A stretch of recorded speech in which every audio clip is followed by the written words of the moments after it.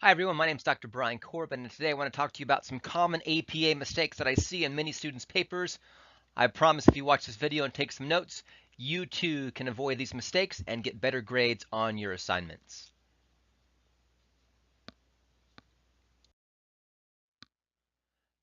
One of the biggest mistakes I see is that students do not alphabetize their reference pages. Reference pages in APA style always need to be in alphabetical order. Let me give you an example of a potentially tricky situation.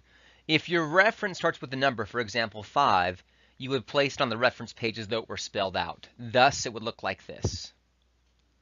So you have your references in alphabetical order, then 5 would come after B in this page, and then Loken would come after that. So that's how you would do a reference page with numbers in titles. The next mistake I often see is students paraphrase and then put the page number or the paragraph number. When you paraphrase, you do not need the page number. You only need the actual author's last name and the year. So it would look like this without the page number.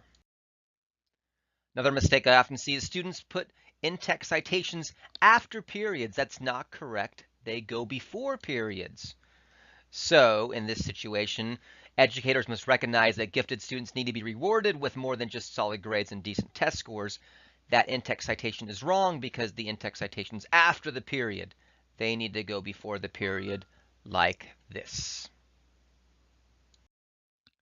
The next mistake I often see is that students do not put quotes of 40 words or more in block format. If your quote is fewer than 40 words, it belongs in the body of your text. In block quotes, the in-text citations go outside of the periods.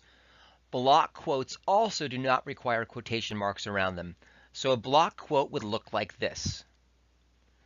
Notice here in the middle, there's the beginning introduction paragraph.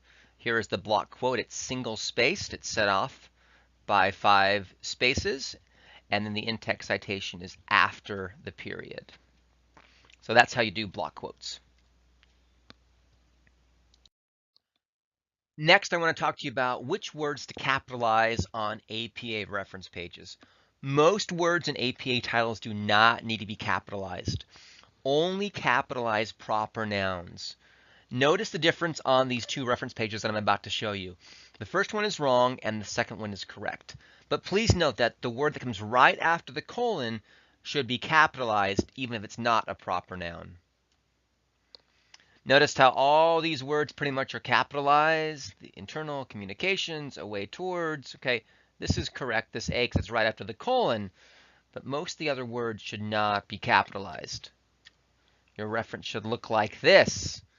See how these words are lowercase and the word after the colon is uppercased? That's how it should look like. So when you write reference pages, please remember this. Next, I want to talk to you about using direct quotes. When you use direct quotes, you have to include the page number. Okay, so this here is wrong because there's not a page number. This next one is correct because there is a page number. If there's no page number, you want to count the paragraphs. So this oftentimes applies to internet sources. No page number, count the paragraphs, and you put the author's last name followed by the year, then the paragraph, and the page number. Also, you only want to quote something if it's particularly interesting or noteworthy. Most of your papers should be full of paraphrases when incorporating outside research. You should not have papers full of quotes. Do not do this. Paraphrase above all else. Here's the 7th mistake that I often see. Students forget to alphabetize their reference pages. Plain and simple, put your reference page in alphabetical order. Next, your reference page should not be titled Works Cited. That's for MLA style. For APA style, it should be titled References, like this below. That's how your reference page should look. Also, you must use hanging indents on your reference pages.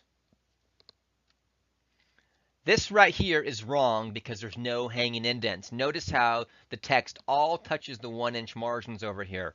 That is totally incorrect. Hanging indents look like this. You have the first line and then the subsequent line with 5 spaces over.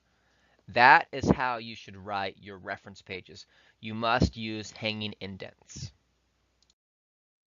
Next, you should not have gaps between your paragraphs on your APA documents. So this example here is incorrect because there's a big gap here. That should be removed to look like this. You want to get rid of these gaps between your paragraphs, so make sure your whole entire document is double spaced. Next, in-text citations with no author's name should have an abbreviated title in the in-text citations like this. For example, quotation, Pizza Lovers Unite, comma, quotation mark close, the year 2017. And of course, if there's a direct quote from the internet, then you would have the paragraph number. Also, the corresponding in-text citations must have a reference on the reference page with the title of the article coming first. Do not put the name of the organization in place of the article title.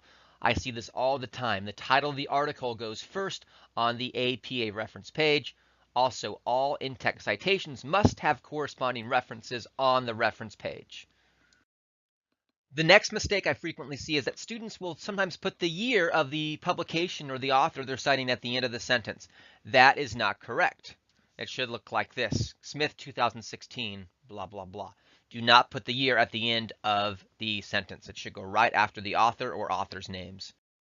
The next mistake I often see is sometimes students will use the ampersand in place of and on their papers. This is actually correct. So Smith and Jones believed in eating tacos every day for breakfast and thought it was a good thing. Okay, that's correct. You say and in the actual signal phrase.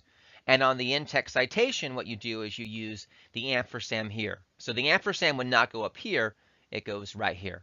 So these two examples are correct. So you do not use this inside of the sentence, but you use the ampersand in the in-text citation.